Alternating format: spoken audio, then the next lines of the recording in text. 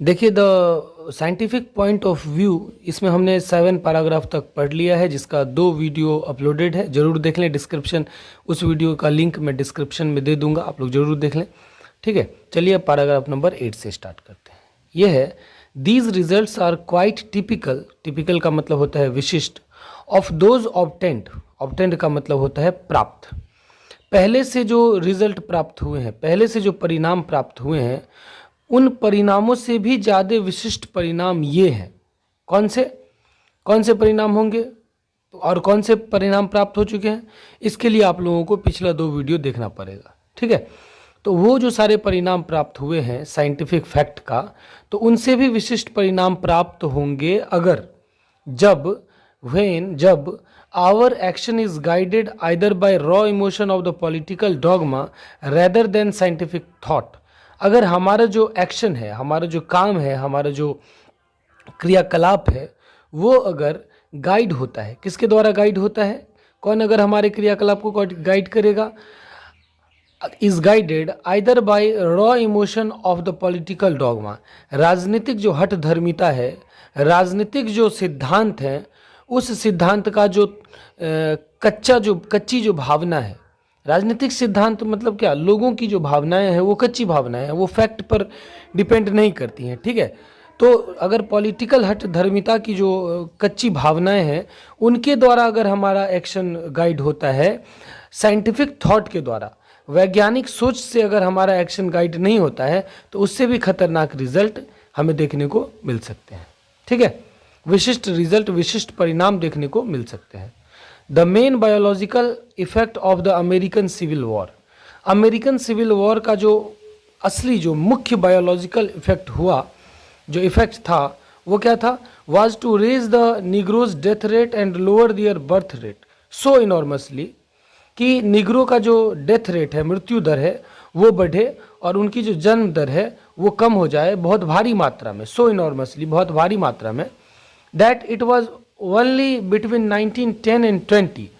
और बाद में ये देखा गया कि केवल 1910 और 1920 के बीच में, that the number of Negro in United states increased, कि निग्रो का जो, निग्रोज पीपल का, यूनाइटेड स्टेट अमेरिका में जो निग्रो लोग थे, काले लोग थे, उनकी जनसंख्या बढ़ गई, as much as it had done in the decade before the civil war. Civil war से पहले, सिविल वॉर के दशक में जो निग्रो की जनसंख्या थी, उससे कई गुना ज़्यादा 1910 से 1920 के बीच में निग्रो की जनसंख्या बढ़ गई, जबकि ये अनुमान लगाया जा रहा था कि सिविल वॉर के बाद निग्रो की जनसंख्या कम हो जाएगी, लेकिन ये उल्टा हो गया, बढ़ गई जनसंख्या। क्योंकि सिविल वॉर जो था, सिविल वॉर हुआ था 1861 से 1865 के बीच में, तो ये सोचा जा रहा था कि सिविल वॉर होगा, गृह युद्ध होगा, तो काले अमेरिकन जो हैं वो मारे जाएंगे, निग्रोज पीपल मारे जाएंगे, खत्म हो जाएंगे, उनका डेथ रेट बढ़ जाएगा, बर्थ रेट कम हो जाएगा, लेकिन ये उल्टा हो गया। ठीक, ये बायोलॉजिकल इफेक्ट है। उसके बाद कहते हैं, द नंबर ऑफ निग्रोज दस killed was far greater than the casualty list of the civil war। the number of negroes thus killed, इसलिए जो निग्रोज की जो संख्या जो मारी गई, जो निग्रो पीपल मारे गए, was far greater than the casualty list of the civil war। Civil war में जो हताहत हुए लोगों की जो लिस्ट थी, जो लोग मारे गए, उसमें सबसे ज़्यादा लोग कौन मारे गए थे, निग्रोज पीपल मारे गए थे। ठीक है, लेकिन 1910 से 1920 के बीच में इनकी जनसंख्या फिर से बहुत ज़्यादा बढ़ गई। इफ़ टुमारो, अगर कल, the coloured population of the southern state, southern state का, देखिए नॉर्थ अमेरिका और साउथ अमेरिका में झगड़ा हुआ था, ठीक, जिसमें नॉर्थ अमेरिका में वाइट पीपल रहते थे और साउथ अमेरिका में ब्लैक, साउदर्न स्टेट्स में। If tomorrow the coloured people of the southern state, sorry मैंने गलती कर दी, साउदर्न अमेरिका में, साउदर्न स्टेट्स में ब्लैक अमेरिकन्स रहते थे, निग्रो पीपल, और नॉर्थ अमेरिका में, नॉर्दर्न स्टेट्स में वाइट पीपल रहते थे। ये कहते हैं कि इफ़ टुमारो, अगर कल, the coloured people of the southern states, southern states के, दक्षिणी राज्यों के जो कलर्ड पीपल हैं, जो काले अमेरिकन्स हैं, बट नॉट द वाइट, लेकिन वाइट नहीं, अब उजले अमेरिकन्स नहीं, they are given free access to cheap whisky, अगर उनको चीप विस्की पीने का छूट दे दिया जाए, सस्ती दारू सस्ती विस्की पीने की छूट दे दी जाए, and methods of birth control, और उनको बर्थ कंट्रोल का जो तरीका है वो दे दिया जाए, the number of negroes would probably begin to fall off, negro people की जो जनसंख्या है वो खुद ब खुद कम हो जाएगी। मतलब कहने का ये क्या है, कहने का अर्थ ये है कि आप उस पर अत्याचार करेंगे, आप उनके राइट्स को दबाएंगे, आप उन्हें मारेंगे, तो उनसे उनकी जनसंख्या कम नहीं होगी। किससे जनसंख्या कम होगी? आप उनको फ्री एक्सेस दे दीजिए हर जगह, जहाँ पे वाइट अमेरिकन जा सकते हैं वहाँ पर ब्लैक अमेरिकन भी जा सकते हैं। अगर वाइट अमेरिकन विस्की पी सकते हैं तो ब्लैक अमेरिकन भी विस्की पी सकते हैं। और अगर वाइट अमेरिकन को बर्थ कंट्रोल का मेथड पता है तो ब्लैक अमेरिकन को भी बर्थ कंट्रोल का मेथड पता होना चाहिए। अगर ये सब चीज़ आप कर लें तो खुद ब खुद उनकी जनसंख्या कम हो जाएगी। इनके कहने का मतलब ये है, जेबीएस हेल्डेन का कहने का मतलब ये है कि यहाँ पर बर्थ कंट्रोल करने के लिए, उनकी जनसंख्या को नियंत्रित करने के लिए ज़रूरी नहीं है कि उनको मारा पीटा जाए या फिर उनको या ये सब करके भी उनकी जनसंख्या कम कर दी जाती है। यहाँ पर ये बिल्कुल नहीं कह रहे हैं कि कौन सा तरीका सही है कौन सा तरीका गलत है, ये बस ये बता रहे हैं कि अमेरिका में जो काले अमेरिकन्स और उजले अमेरिकन्स के बीच में जो युद्ध चला था, जिसमें ब्लैक अमेरिकन्स को बहुत ज़्यादा सताया जा रहा था, दबाया जा रहा था, मारा जा रहा था, जैसे अंग्रेज़ों के द्वारा इंडिया में इंडियंस को मारा जा रहा था, पीटा जा रहा था, उसी तरह अमेरिका में ब्लैक अमेरिकन्स के साथ बिहेव किया जा रहा था। बात समझ रहे हैं? तो जैसे आप देख लीजिए, थोड़ी देर के लिए सपोज कीजिए, हमारे इंडिया का जो कल्चर है वो क्या है, हम लोग सात्विक जीवन जीते हैं, हम लोग सादा जीवन जीते हैं, सादा जीवन, simple living and high thinking. हमारी सिविलाइजेशन तो यही है। अगर इंडियंस को वेस्टर्न कंट्रीज़ वाली फैसिलिटीज़ दे दी जाए, वेस्टर्न कंट्रीज़ के लोग जैसे रहते हैं वैसा अगर सरकम जो चांसेस है, वो जो वातावरण है वो अगर दे दिया जाए, एनवायरनमेंट दे दिया जाए, तो यहाँ के लोग जल्दी मर जाएंगे, यहाँ के लोगों की जनसंख्या खुद ब खुद कम हो जाएगी। बात समझ रहे हैं? आई बिलीव दैट, मुझे भरोसा है कि that there are many other political questions, बहुत सारे पॉलिटिकल क्वेश्चंस हैं, बोथ नेशनल एंड इंटरनेशनल, देश के भी प्रश्न हैं और दूसरे देशों के भी प्रश्न हैं, अंतर्राष्ट्रीय प्रश्न भी हैं। Whose sting would be removed by a similar consideration of biological facts, उनके दुख दर्द को भी, मतलब अगर दूसरे देशों में भी ऐसा हो रहा है, सिर्फ ऐसा नहीं है कि अमेरिका में ऐसा हो रहा है कि युद्ध चल रहा है, आप फ्री कर दीजिए, सबको समान अधिकार दे दीजिए, उस जिसको एडजस्ट करना होगा एडजस्ट कर लेगा, जिसको ख़त्म होना होगा वो खुद ब खुद ख़त्म हो जाएगा, उसके लिए उसको सताने या दबाने की ज़रूरत नहीं है। तो कहते हैं कि बहुत सारे पॉलिटिकल क्वेश्चंस हैं, नेशनल भी हैं इंटरनेशनल भी हैं, whose sting would be removed, उनके दुख और दर्द को हटाया जा सकता है, रिमूव किया जा सकता है, by a similar consideration of biological facts. ये जो सेम जो बायोलॉजिकल फैक्ट्स की जो समझ है, ये जो जैविक समझ है, इनको समझ करके ये सारी समस्याएं खत्म हो सकती हैं, झगड़ा नहीं होगा, वायलेंस नहीं होगा। अगर आप समझ लें कि निग्रोज पीपल को अगर शहरों में रहने के लिए दिया जाए तो उनकी जनसंख्या कम होगी, बात समझ रहे हैं, और वे लोग समान अधिकार के लिए लड़ रहे हैं और समान अधिकार उन लोगों को मिल गया और वे लोग वहीं पे रहने लगे जहाँ पर वाइट अमेरिकन से रह रहे हैं शहरों में, और उनका घर है गाँव में, उनका घर है पहाड़ी इलाकों में, नदियों के किनारे, नदी के किनारों में, तो वे लोग खुद ब खुद उनकी जनसंख्या कम हो जाएगी, उनकी उम्र खुद ब खुद कम हो जाएगी। तो ये जो बायोलॉजिकल फैक्ट्स है, इनको समझ करके किसी भी देश का, किसी भी लोगों का जो स्टिंग है, जो दुख दर्द है, उसे मिटाया जा सकता है। ठीक है, चलिए अगला पैराग्राफ देखते हैं। Our approach to the problem of disease. देखिए, अगर वीडियो अच्छा लग रहा हो तो प्लीज़ लाइक करके सब्सक्राइब कर दीजिएगा और बेल आइकॉन को दबा दीजिएगा ताकि हमारा वीडियो सबसे पहले आप तक पहुंचे, और कमेंट करके ज़रूर बताइए कैसा लगता है हमारा वीडियो। ठीक है, और दूसरा चैनल आप मेरे चैनल में जाइएगा तो दूसरा चैनल है, फिलहाल उसका नाम प्राउड ट्यूटोरियल प्लानट 2.0 है, उस पर मैं कॉमर्स क्लासेस स्टार्ट करने वाला हूं, तो उस चैनल को ज़रूर सब्सक्राइब कर लें। और या उसका चैनल का नाम भी मैं कॉमर्स से रिलेटेड रख सकता हूं, तो चैनल के नाम पे मत जाइएगा, चैनल के ऊपर में ही सबसे ऊपर मेरा चैनल मिलेगा, उसको सब्सक्राइब करके उसको भी बेल आइकन दबा दें। Thank you so much, bye.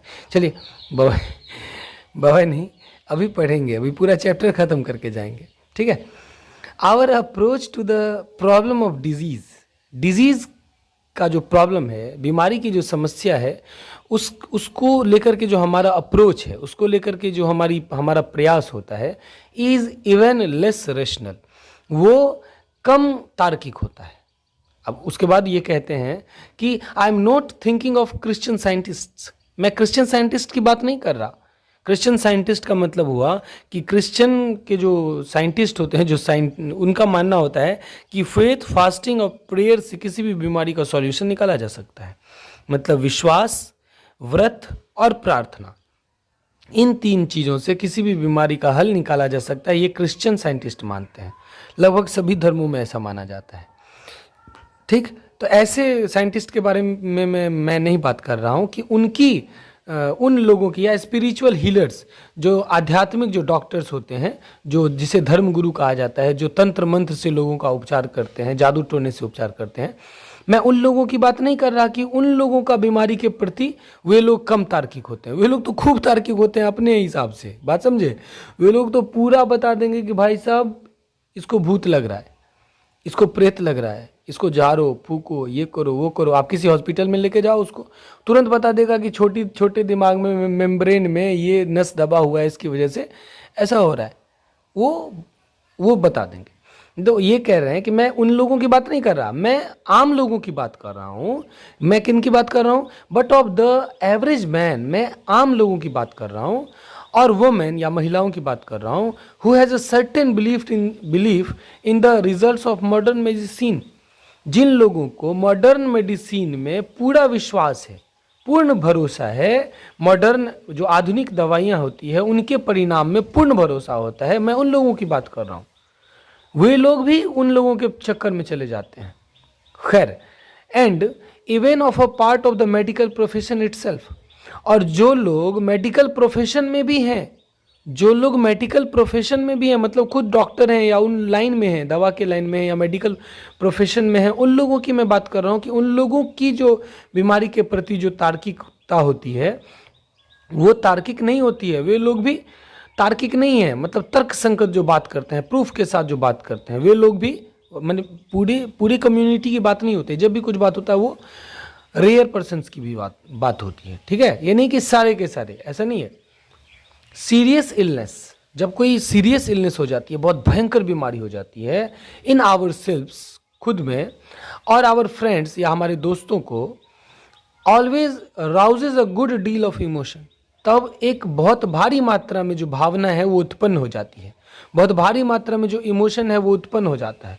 आप लोग देखते होंगे कि जब किसी व्यक्ति को कोई भयंकर बीमारी हो जाती है और उसे किसी बड़े हॉस्पिटल में हॉस्पिटलाइज किया जाता है, तब आप देखते होंगे कि उनका फैमिली मेम्बर्स, उनके फ्रेंड्स एकदम चिंतित हो जाते हैं, और अलग अलग उनके जो भगवान होते हैं, अपने अपने भगवान को वो कोबला कर देते हैं। हमारे मैथिली में कोबला कहा जाता है कि हे भगवान, अगर उनको ठीक कर दीजिएगा तो मैं आपको लड्डू चढ़ाऊँगा, मैं आपको खस्सी चढ़ाऊँगा, मैं आपको अलग अलग बलि प्रदान चढ़ाऊँगा, या फिर कुछ मिठाई या कुछ भी कोबला कर दे। तो कहने का मतलब ये है कि वे लोग फिर, अगर उनको मॉडर्न मेडिसिन में भरोसा है तो वे लोग ऐसा क्यों करते हैं?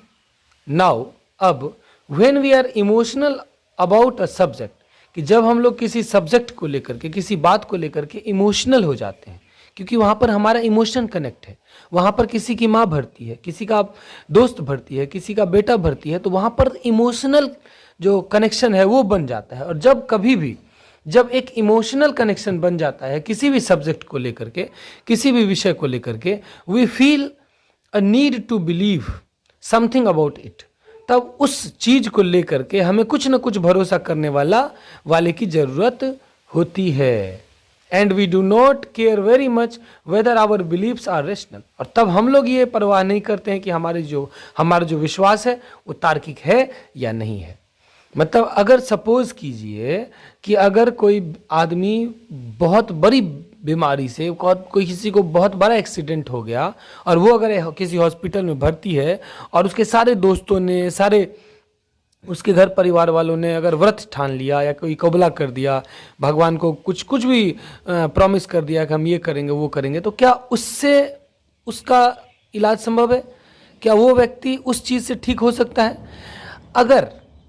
अगर ये चीज़, ये यहीं पर देखिए क्या बात हो रही है, अगर ये चीज़ अगर मेरे अपने किसी के साथ होगा तब मैं सब कुछ भूल जाऊंगा कि अरे जाने दो, कुछ होता है उससे हमको मतलब नहीं है, मैं सारे भगवान, मुझे भरोसा करने वाला उस समय कोई ना कोई चाहिए। तो उस समय मैं क्या करूंगा, अल्लाह, ईश्वर जो भी रहेगा सारे भगवान को मैं बोल दूंगा, उसके बाद सब कुछ मैं कर लूंगा जो मैं कर सकता हूँ, जिसका कोई तार्किक मतलब नहीं है, कोई भी साइंटिफिक पॉइंट ऑफ व्यू जिसमें नहीं है। हाँ, लेकिन अगर किसी दूसरे के साथ हो रहा है और वहाँ पर अगर मैं इमोशनली कनेक्टेड नहीं हूँ तो फिर मैं बोलूँगा कि भाई ये सब करने से कुछ नहीं होता है, चलो इलाज करो। दूसरे के साथ होगा तो मैं उसको बोलूँगा कि ये सारे कुछ करने से कुछ नहीं होगा, तुम बस इलाज पे ध्यान दो, जो होगा वो होगा ही, जो लिखा होगा वो तो होगा ही, आप अपना कर्म करिए। लेकिन अगर मेरे किसी व्यक्ति के साथ होता है, अगर मैं किसी के साथ इमोशनली कनेक्ट होता हूँ तो मैं सारे भगवान को बोल दूंगा, सारे मैं व्रत कर लूँगा, मैं प्रार्थना कर लूँगा, मैं 24 घंटे अलग अलग धार्मिक ग्रंथों का पठन पाठन करूँगा ताकि वो व्यक्ति ठीक हो जाए। बात समझ रहे हैं? The pre Christian attitude, Isa Masih के पहले जो एटीट्यूड था, लोगों का जो रवैया था, लोगों की जो सोच थी टू डिजीज, बीमारी को लेकर के ये सोच थी दैट कि it was a punishment from some deity, ये किसी न किसी देवता के द्वारा दिया गया श्राप है, ठीक, पनिशमेंट है फॉर अ सिन, किसी पाप के लिए, either of the sick person, या तो वो पाप वो बीमार व्यक्ति ने किया है या उसके फैमिली ने किया है, और द होल कम्युनिटी, या उसके सारे सर्कल में जो भी हैं, वो जिस जाति का है, जिस कम्युनिटी का है, जिस समाज का है, वो सारे समाज ने जो पाप किए हैं उसका असर उस व्यक्ति पर पड़ रहा है, ऐसा मानते थे ईसा मसीह से पहले जो लोग थे वो सब, ठीक है, ईसाई community. Jesus did not take this view, लेकिन जीसस ऐसा नहीं मानते थे, जीसस ने ये नहीं माना, जीसस ने ये मानने से इनकार कर दिया। When asked concerning a man born blind, जब एक ऐसे व्यक्ति के बारे में पूछा गया जो जन्म से ही अंधा था, मतलब बॉर्न ब्लाइंड, मतलब अंधा ही वो व्यक्ति पैदा लिया, ऐसे व्यक्ति से संबंधित इस ऐसे व्यक्ति के बारे में जब पूछा गया जीसस क्राइस्ट से, हु डिड सिन, पाप किसने किया, दिस मैन, इस अंधे बच्चे ने, और हिज, अभी वो तो बच्चा पैदा ही लिया है तो वो क्या पाप करेगा, तो जाहिर सी बात है कि उस बच्चे ने पाप नहीं किया। तो किसी ने पूछा कि हु डिड सिन, किसने पाप किया, दिस मैन, इस बच्चे ने, इस आदमी ने, और हिज पेरेंट्स, या फिर इसके माता पिता ने, that he was born blind, जो ये अंधा पैदा हुआ है। ही रिप्लाइड, उन्होंने जवाब दिया, किन्होंने, जीसस ने जवाब दिया, नाइदर हैड दिस मैन, इसको हैड पढ़ेंगे, ये पोएट्री में ऐसे लिखा जाता है हैथ, लेकिन इसको पढ़ेंगे हैड मॉडर्न इंग्लिश में। नाइदर हैड दिस मैन सिंड, ना तो इस व्यक्ति ने पाप किया, नॉर हिज पेरेंट्स, ना ही इसके माता पिता ने पाप किया, but that the works of God should be made manifest in him, लेकिन गॉड का जो वर्क है, गॉड का, भगवान का जो काम है, वो तो इस व्यक्ति में दिखेगा ना, वो दिखा है, भगवान ने यही काम किया होगा, या कुछ ऐसा कुछ असर हुआ होगा जिसकी वजह से ये व्यक्ति ऐसा हुआ है, हुआ तो है भगवान के द्वारा ही, हुआ तो है भगवान के द्वारा ही, लेकिन वो भगवान का काम दिख रहा है, लेकिन ऐसा नहीं है कि इसने कोई पाप किया इसकी वजह से इसके साथ ऐसा हुआ है, नहीं, ये नहीं हुआ है, ठीक। This is not so unlike the attitude of the scientist, और ईसा मसीह का जो ये वाक्य है, ये जो सेंटेंस है, ये जो कथन है, ये किसी साइंटिस्ट के कथन से अलग नहीं है। साइंटिस्ट भी यही बोलता है, क्या बोलता है, हु रिगार्ड्स, जो मानते हैं, जो साइंटिस्ट हैं वो भी मानते हैं, ए केस ऑफ डिजीज, किसी बीमारी की समस्या को लेकर के उनका भी यही मानना है, as a manifestation of natural law, कि ये नेचर के वजह से होता है, किसी को अगर कोई बीमारी होती है तो वो नेचुरल है, वो नेचर की वजह से होता है, नेचर में अगर कोई प्रॉब्लम हो रही है तभी वो होगा। अब मान लीजिए किसी को फेफड़े की बीमारी है, किसी को कैंसर है, किसी को कुछ भी होता है, वो किसकी वजह से होता है, उस व्यक्ति ने जो काम किया है उसकी वजह से होता है। तो नेचर क्या है, नेचर ही भगवान है, नेचर ही भगवान है, भगवान हर जगह है। जो धार्मिक लोग हैं उनका मानना है कि भगवान ने नेचर बनाया, साइंटिस्ट बोलता है कि नेचर ही सब कुछ है, नेचर ही सब कुछ क्रिएट करता है, नेचर ही सब कुछ डिस्ट्रॉय करता है, ठीक। तो उस व्यक्ति के में जो अगर कोई बीमारी होती है वो क्या नेचुरल लॉ की वजह से, जो प्राकृतिक नियम है, जो साधारण जो नियम है उसकी वजह से बीमारी होती है, साधारण नियम की वजह से। इसमें ऐसा नहीं है कि कोई उसमें बीमारी डाल दिया, कोई पाप किया तो उसको बीमारी हो गई, ऐसा नहीं है, ठीक है। Which can only be cured और प्रिवेंटेड, जिसे तभी क्योर किया जा सकता है, ठीक किया जा सकता है, या उसे उस बीमारी से बचाया जा सकता है when research has revealed the working of the law in question, जब किसी कानून को बढ़िया से रिसर्च करके उसको साबित कर दिया जाए, उस बीमारी के बारे में पूरी तरीके से पता लगा करके साबित कर दिया जाए कि ये बीमारी कैसे हुई है, तो उसी तरीके से उस बीमारी का अंत भी पता लगाया जा सकता है, ठीक। और उस अंधे व्यक्ति को भी जीसस क्राइस्ट ने ठीक कर दिया था, बात समझे। हाँ, चलिए आगे पढ़ते हैं।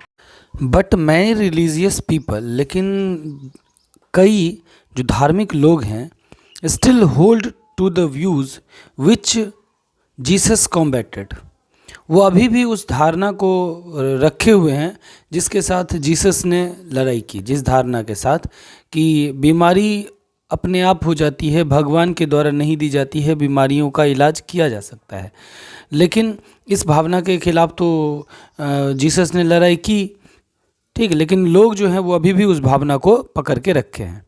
And those who believe themselves, और वे लोग जो खुद में भरोसा करते हैं, टू बी मोर इनलाइटेंड, और जो खुद को मानते हैं कि वे अंधविश्वास में भरोसा नहीं करते हैं, वे लोग इनलाइटेंड हैं, वे लोग जागृत हैं, are often in no better case, और वे लोग भी अक्सर अच्छे स्थिति में नहीं रहते हैं। ये सब चीज़ जब अक्सर आता है ना, मुसीबत पड़ती है ना, तो वे लोग भी अंधविश्वासी हो जाते हैं।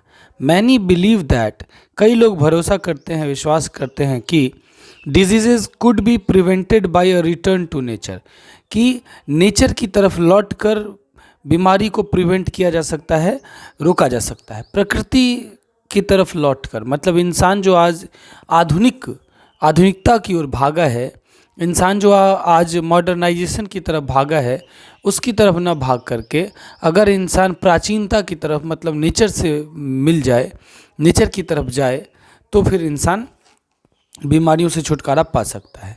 आई सपोज, मेरा मानना है, मैं मानता हूँ कि मैं मतलब JBS हेल्डेन, मैं मानता हूँ, और आप लोग भी कमेंट करें कि आप लोगों को क्या लगता है।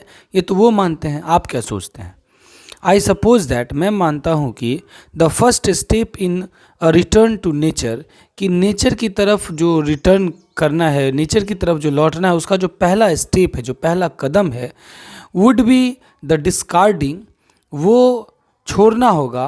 क्या छोड़ना होगा? ऑफ क्लथ्स, कपड़ों का त्याग ही नेचर की तरफ उठाया गया पहला कदम होगा, अगर आप कपड़ों का त्याग कर देते हैं तो, ठीक है। Which would at once increase the mortality from pneumonia, लेकिन अगर कोई व्यक्ति, इंसान अगर कपड़ों का त्याग करता है तो सबसे पहले न्यूमोनिया से जो मृत्यु का दर है वो बहुत ज़्यादा इंक्रीज़ हो जाएगा, बढ़ जाएगा, क्योंकि न्यूमोनिया जो होता है वो फैलने वाला बीमारी है, मतलब एक लोगों से दूसरे लोगों तक फैलता है, ठीक। तो ऐसी स्थिति में जो बीमारियां, जो फैलने वाली जो बीमारियां हैं, वो बहुत ज़्यादा फैलेंगी और लोग मारे जाएंगे अबाउट 100 फोल्ड, और कई गुना ये मृत्यु दर जो है, मॉर्टेलिटी जो है, वो बढ़ जाएगा। ऑफ कोर्स, बेशक, the phrase living according to the nature is quite meaningless, ये जो मुहावरा है कि नेचर की तरह जीना चाहिए, ये मुहावरा बिल्कुल ही अर्थहीन है, इसका कोई अर्थ नहीं है। सिविलाइज्ड एंड सैवेज मैन, सभ्य और असभ्य व्यक्ति, हेल्थ एंड सिकनेस, स्वास्थ्य और बीमारी, कमजोरी, are equally parts of nature, ये दोनों बराबर ही नेचर के पार्ट हैं। ऐसा नहीं है कि ये अच्छा है, ये बुरा है। हाँ, अच्छा बुरा हमारे लिए हो सकता है, लेकिन ये दोनों नेचर के अभिन्न अंग हैं, इस दोनों को हमेशा के लिए छोड़ा नहीं जा सकता है, ठीक है। कुछ सिविलाइज्ड रहेंगे तो कुछ अनसिविलाइज्ड रहेंगे ही, कुछ हेल्दी रहेंगे तो कुछ बीमार रहेंगे ही। Some features of civilisation are bad for health, हाँ, लेकिन कुछ फीचर्स जो हैं, सिविलाइजेशंस, जितनी भी सिविलाइजेशन हैं, सभ्यताएं हैं, उनकी जो कुछ फीचर्स हैं, जो उनकी जो फीचर है, मतलब उनकी जो कुछ रीति रिवाज हैं, जाओ उनकी जो कुछ विशेषताएं हैं, वो हेल्थ के लिए बुरा हो सकता है, स्वास्थ्य के लिए बुरा हो सकता है। बट फॉर ऑल दैट, लेकिन फिर भी सच स्टैटिस्टिक्स, लेकिन ऐसा जो स्टैटिक्स है, ऐसा जो आंकड़ा है, एज आर अवेलेबल, जो अवेलेबल हैं, शो दैट, दिखाते हैं कि civilised man live longer than uncivilised, कि जो सिविलाइज्ड लोग हैं वो अनसिविलाइज्ड लोग से ज़्यादा जीते हैं। अगर आप बोल रहे हैं कि नेचर की तरफ लौटो, नेचर की तरफ रिटर्न हो, तब तो इसका मतलब आप ये भी बोल रहे हैं कि सिविलाइजेशन छोड़ दो, क्योंकि आप नेचर की तरफ लौटेंगे। नेचर की तरफ लौटने का मन है कि सबसे पहले कपड़ा पहनना छोड़ दो, जंगलों में रहना शुरू करो, नदी के किनारे रहना शुरू करो, महलों को छोड़ दो, उसके बाद मशीनरी का यूज़ बंद करो, तो फिर वो तो अनसिविलाइज्ड हो गया, असभ्य हो गए। लेकिन ऐसा देखा गया है कि जो सिविलाइज्ड लोग हैं वो अनसिविलाइज्ड लोगों से ज़्यादा जीते हैं। कैसे ज़्यादा जीते हैं वो आगे देखेंगे। The greatest causes of this, इसका सबसे बड़ा कारण ये है, have been the abolition of water borne diseases. Water borne diseases का मतलब होता है पानी से होने वाली बीमारी, ठीक है। पानी से होने वाली बीमारियों का जो अंत है, ये सबसे बड़ा कारण है कि सिविलाइज्ड लोग ज़्यादा जीते हैं और अनसिविलाइज्ड लोग कम जीते हैं, क्योंकि वाटर बॉर्न जो डिजीजेस होते हैं उनसे अनसिविलाइज्ड लोग मारे जाते हैं, लेकिन सिविलाइज्ड लोग नहीं मारे जाते हैं। जैसे कि कॉलेरा हुआ, एंड जैसे कि कॉलेरा एक महामारी हो जाती है, जैसे कोरोना वायरस से काफ़ी लोग मारे जाते हैं। तो उसमें क्या होंगे, कोरोना वायरस जो आया था तो अनसिविलाइज्ड लोग मारे गए, जिन्होंने मास्क का यूज़ नहीं किया, जिन्होंने सिविलाइज्ड तरीके से अपनी ज़िंदगी नहीं बिताई। अगर वे सिविलाइज्ड तरीके से रहते, मास्क वगैरह लगा के रहते, तो फिर जिंदा रहते। बात समझ रहे हैं? तो कहने का मतलब ये है कि अगर और द जनरल प्रॉस्पेरिटी, और जो सामान्य जो प्रॉस्पेरिटी है, जो धन दौलत होता है लोगों के पास, जो समृद्धि होती है, which has nearly banished under feeding, जिसने लगभग ख़त्म कर दिया है, किसको ख़त्म कर दिया है, अंडर फीडिंग को, मतलब कुपोषण को। जो आधा खाना जो व्यक्ति पहले खाता था उसको ख़त्म कर दिया है किसने, प्रॉस्पेरिटी ने, धन दौलत ने। तो इसका मतलब है कि आप अगर आप नेचर की तरफ जाना चाहते हैं तो धन दौलत भी छोड़िए, फिर तो आपको आधा पेट खाना पड़ेगा। As a cause of ill health, जो आधा खाना क्या था, बीमार शरीर का कारण था। अगर आप कमज़ोर हैं तो इसका मतलब है कि आप पूरा खाना, भरपेट खाना आपको नहीं मिलता है, संपूर्ण आहार नहीं मिलता है, इसलिए आप बीमार हैं। आज के डेट में भी अगर किसी का आहार अच्छा है तो उसको बीमारी जल्दी नहीं होती है। इसलिए घर में मम्मी कहती है सब कुछ खाना चाहिए, सब कुछ खाना चाहिए, लेकिन हम और आप सब कुछ खाने के लिए तैयार रहते नहीं हैं। Today medical science is still advance. आज के डेट में जो मेडिकल साइंस है वो बढ़ रही है, एडवांस हो रही है, एडवांस हो रही है, आगे बढ़ रही है, विकास कर रही है। But it is becoming harder and harder to apply its result in practice. लेकिन इसका जो रिजल्ट है वो प्रैक्टिकली दैनिक जीवन में, हम लोगों के जीवन में उसको अप्लाई करना बहुत ही कठिन है, कठिन होता जा रहा है, और भी कठिन होता जा रहा है आने वाले दिनों में। ये क्यों कठिन होता जा रहा है वो देखिए। The worst sufferers from diabetes, जो डायबिटीज़ बीमारी जो है, जो मधुमेह बीमारी है, उसके जो सबसे बुरे सफरर्स हैं, जो उससे सफ़र करते हैं, मतलब जो मरने पर हैं डायबिटीज़ की वजह से, ऐसे लोग कैन रिगेन फुल हेल्थ। उन लोगों का जो स्वास्थ्य है वो फिर से उन्हें रिगेन हो सकता है, उनको मिल सकता है, ठीक। And keep indefinitely by 2 or 3 daily injections, और keep indefinitely by 2 or 3 daily injections. और वे लोग इस स्वास्थ्य को किस तरीके से हमेशा के लिए अच्छा रख सकते हैं, मात्र वो 2 या 3 डेली इंजेक्शन उसको लेना पड़ेगा और वो डायबिटीज़ से बचे रहेंगे। But they can not be got to realise this fact, लेकिन वो इस फैक्ट को, इस तथ्य को समझने के लिए तैयार नहीं है, वे नहीं समझ पाते हैं, इस बात को महसूस नहीं कर पाते हैं। बिकॉज क्योंकि they have never been taught that, उन्हें कभी बताया नहीं गया है कि देयर बॉडीज़ आर सिस्टम्स, कि उनका जो शरीर है वो एक सिस्टम है। आप लोगों ने अगर साइंस पढ़ा होगा 10th में, या 11th में आप लोग अगर साइंस रख करके पढ़ रहे होंगे तो आप लोगों ने देखा होगा बॉडी सिस्टम, उसमें ब्रेन का सिस्टम है, उसके बाद जो भोजन पचता है उसका सिस्टम है, जो हम लोग सुनते हैं कान का पूरा सिस्टम है, नाक का पूरा सिस्टम है, लंग्स का पूरा सिस्टम है, हार्ट का पूरा सिस्टम है, उसके बाद हमारे बॉडी में जो एक जगह से दूसरी जगह खून दौड़ता रहता है उसका पूरा सिस्टम है, हर चीज़ का सिस्टम बना हुआ है। मतलब हमारा जो बॉडी है वो क्या है, एक सिस्टम पर काम करता है। और कोई भी काम अगर सिस्टम से होता है तो वो किसी न किसी नियम पर होता है, किसी न किसी रूल पर होता है, ठीक है। तो इसलिए हमारा जो बॉडी है उसमें जो सिस्टम्स हैं ओबेइंग क्वाइट डेफिनिट लॉज, वे किसी न किसी एक निश्चित लॉज को, एक निश्चित नियम कानून को फॉलो करता है। एंड अ डायबिटिक, और ऐसा व्यक्ति जिसको डायबिटीज़ हो चुका है, and a diabetic will no more work without insulin, वो बिना इंसुलिन के, आप लोगों ने सुना होगा, पढ़ा होगा, याद किया होगा कि मधुमेह बीमारी को रोकने के लिए कौन सी दवा काम करती है, तो इंसुलिन काम करती है। तो एक ऐसा व्यक्ति जिसको डायबिटीज़ है विल नो मोर वर्क, वो ज़्यादा काम नहीं कर पाएगा, बिल्कुल काम नहीं कर पाएगा विदाउट इंसुलिन, इंसुलिन के बिना, than a motor car without lubricating oil, जैसे कोई मशीन, घूमने वाली जो मशीन होती है, जो मोटर होता है, वो बिना ल्यूब्रिकेटिंग ऑयल के, बिना ग्रीस के, ग्रीस देखे होंगे आप लोग लगाते हुए, तो घूमने वाली चीज़ पर तो ग्रीस लगाया जाएगा तभी ना वो घूमेगा, नहीं तो जाम हो जाएगा, जंग लग जाएगा, उसमें बंद हो जाएगा, वो ख़राब हो जाएगा, ख़त्म हो जाएगा।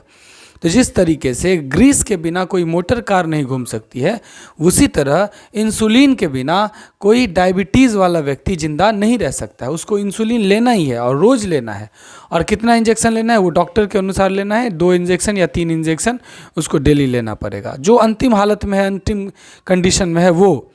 अब मेडिकल फ्रेंड, अब ये कहानी कहते हैं एक छोटा सा, कि एक medical friend recently had to deal with 2 women, एक मेडिकल मेरा फ्रेंड था, दोस्त था, जिसने 2 महिलाओं के साथ डील किया, व्यवहार करना पड़ा उसको, मतलब उसका इलाज करना पड़ा 2 महिलाओं को, brought in dying of diabetes, जो डायबिटीज़ से मर रही थी, 2 महिलाएं जिसे मधुमेह की बीमारी थी और वो एकदम लास्ट स्टेज पर था।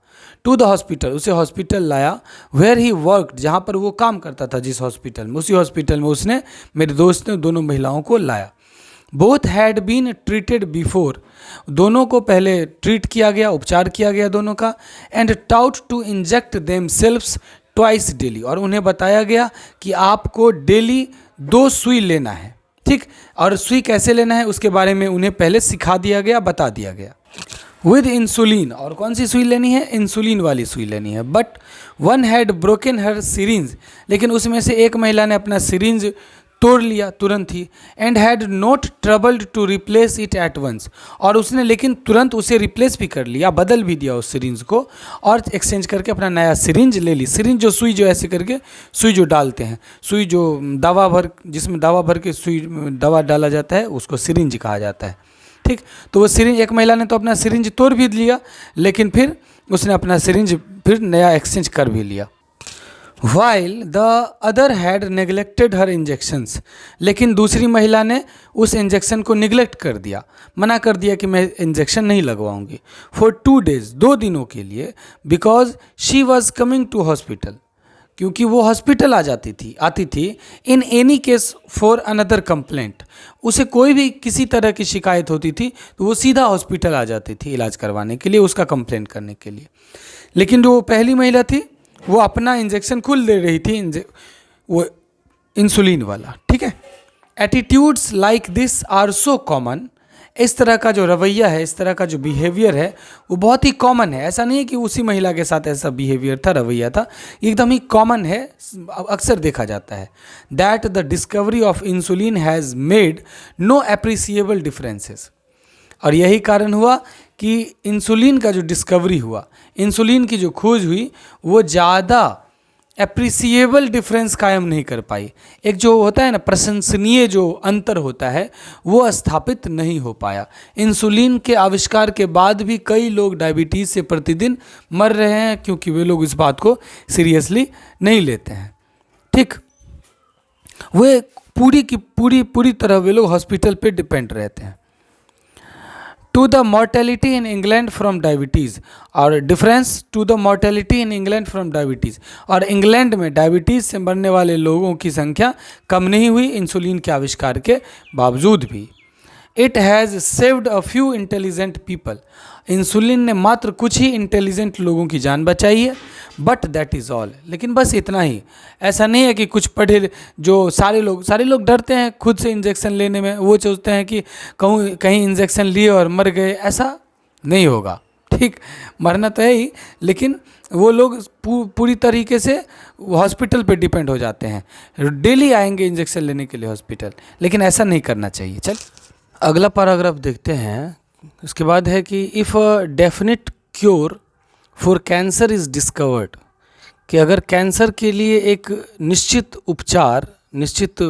उसका जो उपचार है वो अगर खोजा जाए, डिस्कवर किया जाए in the next few years, अगले कुछ वर्षों में, इट इज़ अनलाइकली, तो ये असंभव होगा, that it will be a simpler और safer affair than that of diabetes, कि डायबिटीज़ का जो इलाज है, अभी हमने बताया था इंसुलिन वाला, तो डायबिटीज़ का जो इलाज है उससे ज़्यादा सिंपल होगा और उससे ज़्यादा सेफ़र होगा, उससे ज़्यादा सुरक्षित होगा।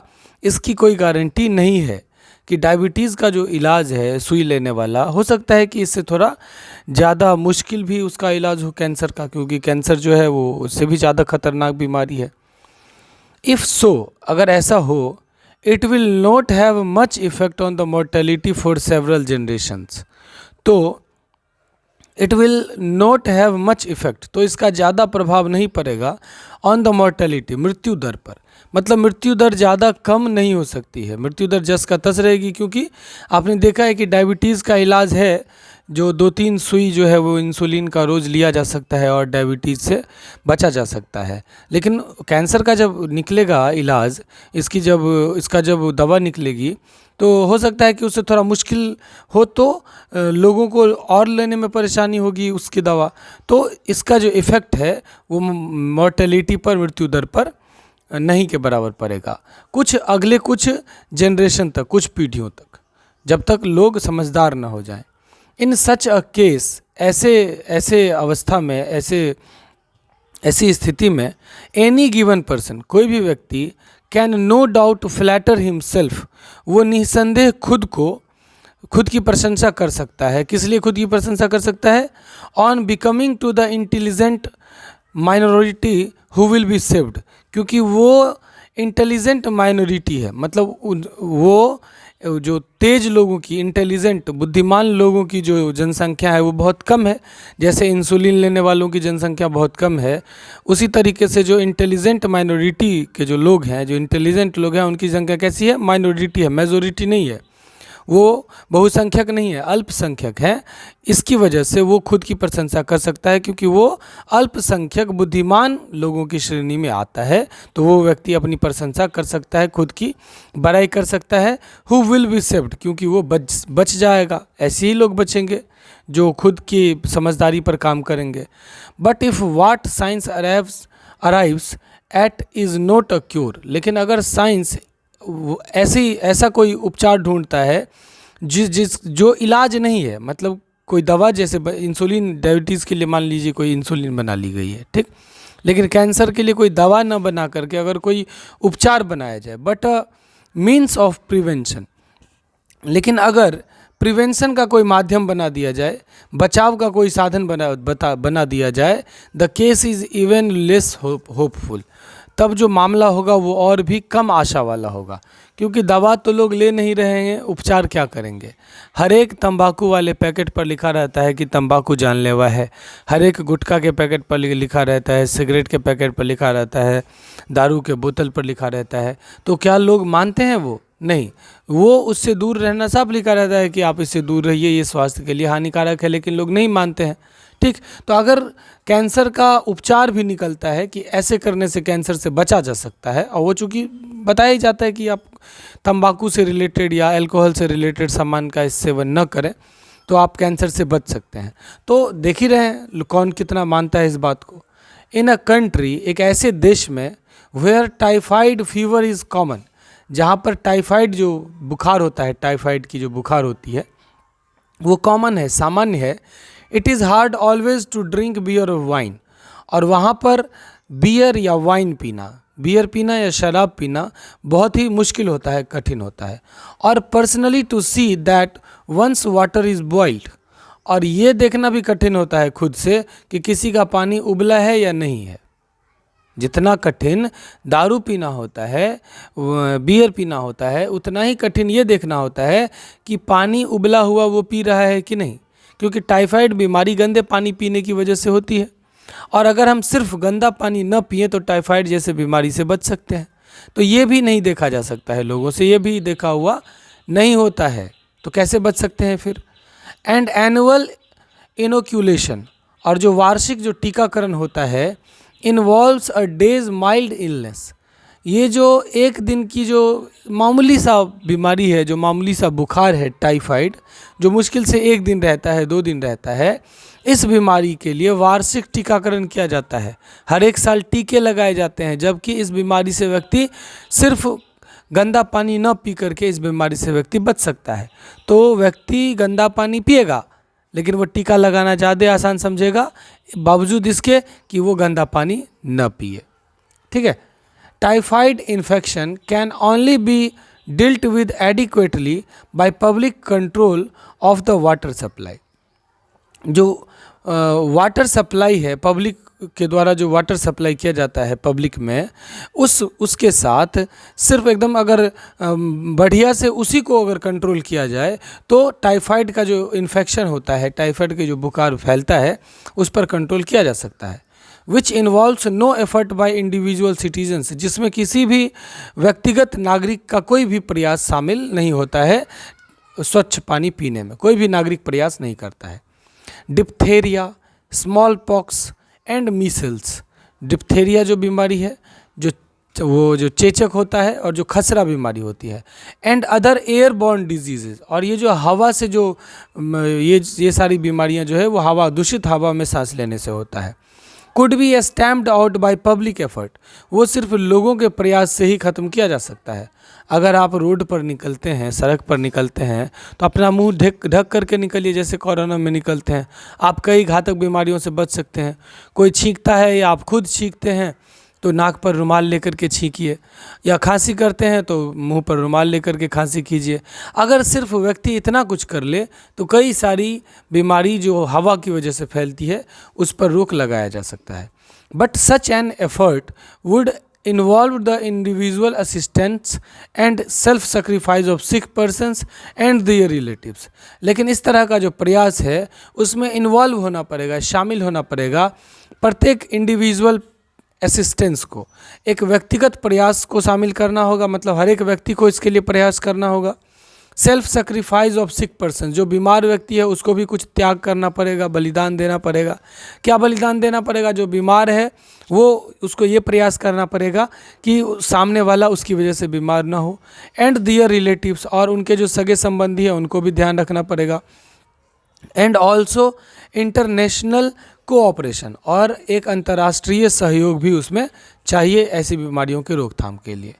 It is impossible until people realise that, और ये तब तक इम्पॉसिबल है, तब तक असंभव है जब तक कि लोग ये ना महसूस कर लें कि microbes are every bit as a real foreigners, कि ये जो माइक्रोब्स हैं, ये जो रोगाणु हैं, वो वास्तव में फॉरेनर हैं, विदेशी हैं।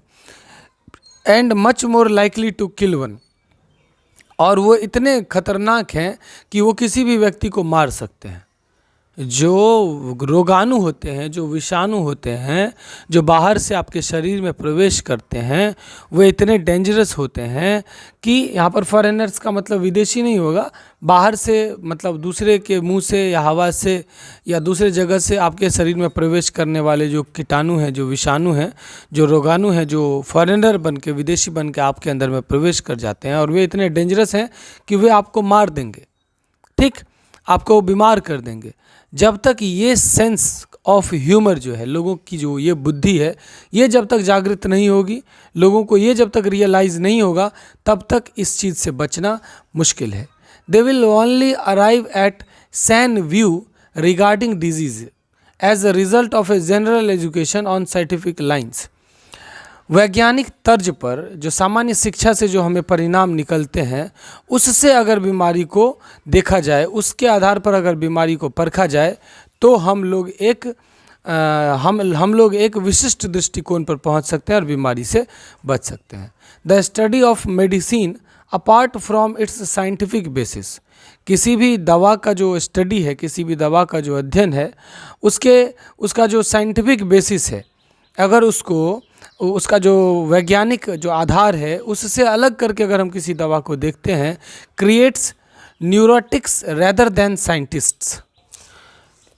न्यूरोटिक्स का मतलब होता है ऐसा व्यक्ति या ऐसे व्यक्तियों का समूह जिसमें नर्वस इलनेस होता है, जो नर्वस हो जाते हैं, बेसुध हो जाते हैं, ऐसी बीमारी होती है। रेदर देन साइंटिस्ट्स, साइंटिस्ट से भी ज़्यादा वो लोग नर्वस हो जाते हैं। जो व्यक्ति साइंटिफिक बेसिस पर अगर किसी दवा का अध्ययन नहीं करते हैं, तो वे व्यक्ति कैसे हो जाएंगे? नर्वस हो जाएंगे अगर ऐसी दवा का सेवन करेंगे बिना सोचे बिना समझे। मतलब ये कि दवा तो आएगी ही, कहने का मतलब ये हुआ कि दवा का जो उपचार है, दवा का सेवन है किसी बीमारी को दूर करने के लिए, वो तो आपको अपने समझदारी के हिसाब से लेना ही है, पूरा का पूरा किसी हॉस्पिटल पर डिपेंड नहीं करना है। और किसी बीमारी से बचने का जो उपचार है, prevention is better than cure, prevention is better than cure. मतलब बीमार होने से पहले ही अगर आप बीमार न होने का उपचार करना शुरू कर देते हैं, तो वो ज़्यादा बढ़िया है। एन एप्पल किड्स, वो है ना, एक इंग्लिश में मुहावरा है, eat an apple a day keeps the doctor away. मतलब एक सेब रोज़ खाओ और डॉक्टर को दूर भगाओ।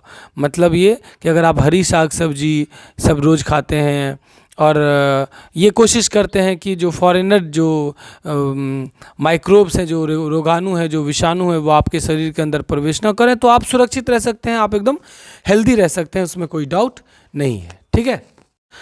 Preventive medicine could be made into the moral equivalent of war. जो प्रिवेंटिव मेडिसिन होते हैं, जो बचाव करने वाले जो दवा होते हैं, could be made into the moral equivalent of war, वो युद्ध के समान नैतिक समतुल्य के रूप में बनाए जा सकते हैं।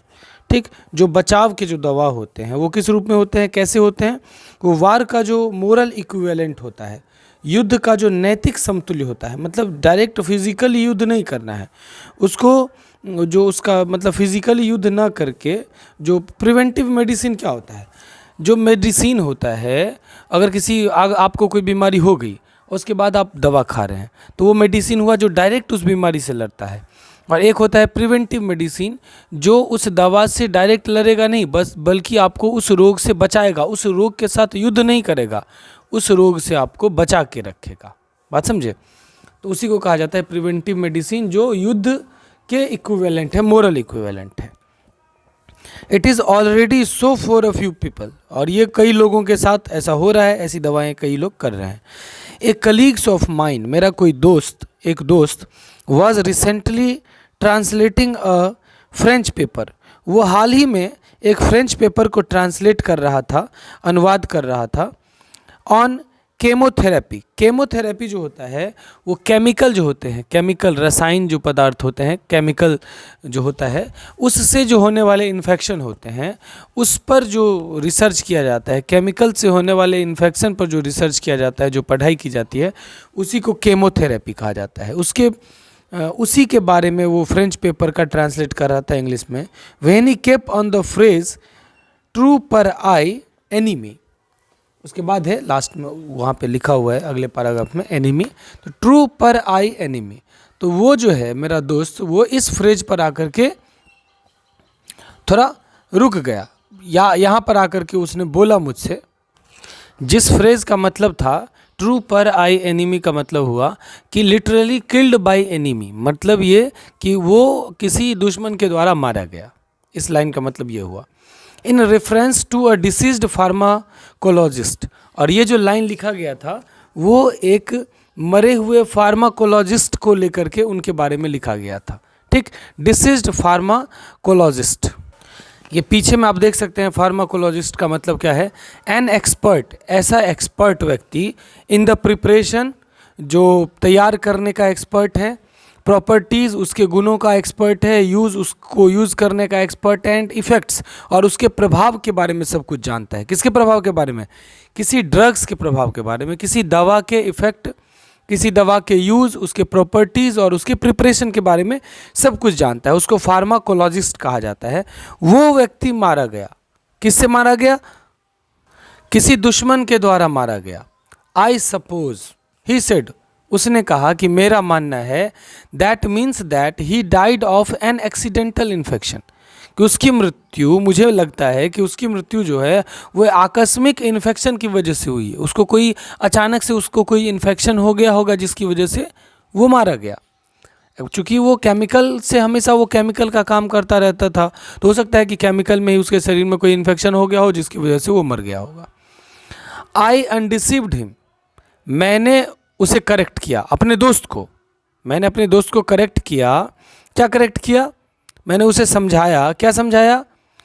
मैंने क्या मतलब, लेखक ने उसको समझा। जब लेखक ने उन्हें कहा, JBS हेल्डेन को जब कहा कि मेरे लगता है उस व्यक्ति की मृत्यु एक्सीडेंटल इन्फेक्शन की वजह से हुई, तब लेखक कहते हैं कि आई अनडिसीव्ड हिम, मैंने अपने दोस्त को करेक्ट किया कि the enemy in this case, कि इस केस में, इस मामले में जो दुश्मन है, had been the German nation, वो जर्मनी का राष्ट्र जो है, देश, वो उसका दुश्मन है। कोई इन्फेक्शन की वजह से नहीं, वो नहीं मारा गया। But his attitude was typical of medical scientists today, for we wrestle not against flesh and blood, but against principalities, against powers, against the rulers of the darkness of this world. मैंने उनको समझाया कि देखिए, यहाँ से जो यहाँ तक का जो सिंपल मीनिंग है वो पीछे में दिया गया है, वो हम आपको दिखाते हैं। तो इसका मतलब ये हुआ कि in thinking that the death of the pharmacologist was due to the action of germs, कि उस फार्माकोलॉजिस्ट का जो मृत्यु हुई थी वो किसी जर्म के एक्शन की वजह से हुई थी, किसी कीटाणु या किसी रोगाणु या किसी विषाणु की वजह से हुई थी। While in fact it was due to the action of Germans, जबकि वास्तव में ये किसी जर्मन के एक्शन की वजह से, वो किसी जर्मनी के लोगों के एक्शन की वजह से उसकी मृत्यु हुई थी। An implication that scientists tend to become obsessed with their particular disciplines, क्योंकि जब कोई साइंटिस्ट कोई भी वो अपना काम करता है तो उस व्यक्ति की जो मौत होगी, वो चूँकि वो एक्सपर्ट है उस चीज़ में, तो वो आखिर अचानक से किसी एक्सीडेंटल इन्फेक्शन कैसे हो सकता है? वो उस चीज़ में एक्सपर्ट है भाई, एक्सपर्ट है। कोरोना वायरस इतना डेंजरस वायरस था, फिर भी डॉक्टर्स तो उपचार कर रहे थे ना। भले अब उसमें से आप अगर, हाँ ये मैं मानता हूँ कि बहुत सारे डॉक्टरों की मृत्यु हुई, इतना डेंजरस वायरस था, लेकिन बहुत सारे डॉक्टर तो जिंदा भी बचे ना। तो इसके कहने का मतलब ये था, फॉर वी रेसल नॉट, फिर आगे वो कहते हैं कि हम लोग लड़ नहीं रहे हैं, जैसे लाइक सेंट पॉल के जैसे सेंट पॉल मानते हैं। सेंट पॉल मतलब नामी में ये सेंट मतलब साधु, कोई वो भक्ति भावना से रिलेटेड, किसी रिलीजन से रिलेटेड होंगे। सेंट पॉल जैसा कि मानते हैं द साइंटिस्ट्स ऑफ टुडे, आजकल का वैज्ञानिक भी उसी तरीके से विश्वास करता है, भरोसा करता है, बिलीव दैट, भरोसा करता है कि the worst enemies of man, इंसान का जो सबसे जो खतरनाक दुश्मन है, are the powers of darkness, वो अंधेरे की शक्ति है। जो इंसान का सबसे बड़ा दुश्मन है वो अंधेरे की शक्ति है। इनविजिबल क्रिएचर्स मतलब ऐसे जीव जंतु हैं जिसे हम लोग देख नहीं पाते हैं, वही कीटाणु, वही विषाणु, वही रोगाणु, सूक्ष्म जीव जिन्हें हम नहीं देख पाते हैं, वही हमारा असली दुश्मन है। द डिफरेंस, जो अंतर है, हाउएवर, यद्यपि, is that for Saint Paul they were devils, Saint Paul मानते हैं कि वे डेविल्स हैं, वे राक्षस हैं, वे यमदूत हैं। टू द साइंटिस्ट्स टुडे, वे, लेकिन आजकल के साइंटिस्ट मानते हैं दे आर माइक्रोब्स, कि वे सब विषाणु हैं, वे सब रोगाणु हैं, वे सब सूक्ष्म जीव हैं। सेंट पॉल मानते हैं कि वो कोई राक्षस है जो इंसान का सबसे बड़ा दुश्मन है, जो मार देता है इंसान को, और साइंटिस्ट मानते हैं कि वो कोई रोगाणु है जो इंसान को मार देता है। बात समझे? तो ये यहाँ तक आपको समझ में आ गया होगा।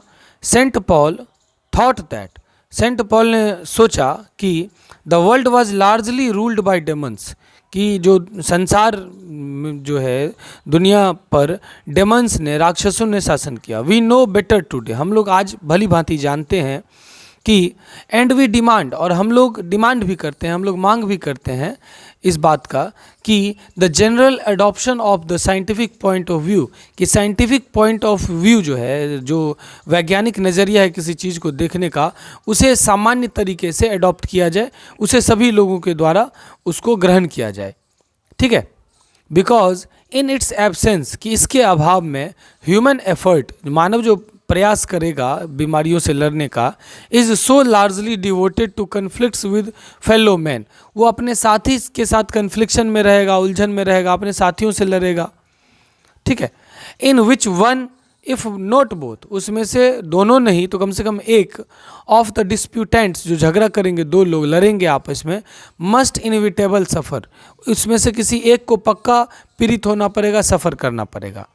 It is only in times of disaster, जब कोई बहुत भयंकर डिज़ास्टर आता है, जब कोई महामारी आती है, कोई विपत्ति आती है, दैट द एवरेज मैन, तभी कोई आम आदमी, कोई औसत आदमी, devotes a moment's thought to his real enemies, तभी वो अपने असली दुश्मन के बारे में बात करता है। अभी आप कोरोना के समय में थोड़ा जाइए, 2 साल पीछे जाइए, 1 साल पीछे जाइए, आप लोगों ने देखा होगा कि लोग सब कुछ भूल चुके थे, लोग जाति भूल चुके थे, लोग धर्म भूल चुके थे, लोग सब कुछ भूल चुके थे। लोगों को सिर्फ एक ही चीज़ की फिक्र थी कि ये कोरोना से कैसे लड़ना है, ये जो वायरस है। तब लोगों को लगा था कि ये इकलौता जो वायरस है यही हमारा असली दुश्मन है। लोग हमारे असली दुश्मन नहीं है, लोग हमें जान से नहीं मारते हैं, लेकिन एक छोटा सा वायरस हमें जान से मार देता है। इस बात को लोग समझे थे, लेकिन अब देख लीजिए, जैसे ही कोरोना ख़त्म हुआ, लोग आपस में उलझ गए, लोग धर्म को लेकर के लड़ाई करने लगे, लोग जाति को को लेकर के लड़ाई करने लगे, झगड़ा करने लगे। तो जब तक इन सब चीज़ों से ऊपर नहीं उठेगा व्यक्ति, जब तक लोग साइंटिफिक पॉइंट ऑफ व्यू को, वैज्ञानिक नज़रिया को नहीं अपनाएगा, धर्म और जाति में उलझा रहेगा, तब तक लोगों का कल्याण नहीं है, देश का कल्याण नहीं है, दुनिया का कल्याण नहीं हो सकता है, ठीक है। The rulers of the darkness of this world, और इस संसार का जो अंधेरे का जो शासक है उसके बारे में सोचते हैं। फ्रॉम बैक्टीरिया टू साइक्लोन्स, तब लोग सूक्ष्म जीव से लेकर के और साइक्लोन्स तक, जो सुनामी आती है, जो चक्रवात आता है, जो भूकंप आता है, उसके बारे में सोचते हैं। जो प्रदूषण से बीमारियां होती है, जो रोगाणुओं से बीमारियां होती है, उसके बारे में लोग सोचते हैं। जब बहुत बड़ी विपत्ति आती है तब। Until humanity adopts the scientific point of view, जब तक मानवता, जब तक मनुष्य वैज्ञानिक नज़रियों को अडॉप्ट नहीं कर लेता, ग्रहण नहीं कर लेता, those enemies will not be conquered, तब तक उन दुश्मनों पर विजय प्राप्त नहीं किया जा सकता है। उन सूक्ष्म जीवों से, उन रोगाणुओं से, तब तक कैंसर से, तब तक डायबिटीज़ से, तब तक टाइफाइड से, तब तक मलेरिया से, तब तक फलेरिया से, तब तक इन सारी जो बीमारियां हैं, अलग अलग तरीके की जो बीमारियां हैं, जो रोगाणुओं से होती है, जो जीवाणुओं से होती है, जो विषाणुओं से होती है, जो पॉल्यूशन से होता है, जो गंदा पानी पीने से होता है, जो गंदा खाना खाने से होता है, उन जो हमारे गलत आदतों की वजह से होता है, जो ज़्यादा खाना खा लेने से होता है, जो कम खाना खाने से होता है, जो कई दिनों तक भूखा रहने से होता है, इन सारी वजहों से जो बीमारियां होती है, उन बीमारियों से तभी उन पर विजय प्राप्त किया जा सकता है जब तक हम साइंटिफिक पॉइंट ऑफ व्यू को अडॉप्ट न कर लें, ठीक है। चैनल को सब्सक्राइब करके बेल आइकन दबा दीजिएगा, कमेंट करके जरूर बताइए कैसा लगा, और वीडियो को लाइक कर दीजिएगा। Thank you so much, bye bye, take care. बहुत सारा वीडियोस बना हुआ है, जा करके जरूर देखें, बहुत कुछ सीखने को मिलेगा। Bye bye.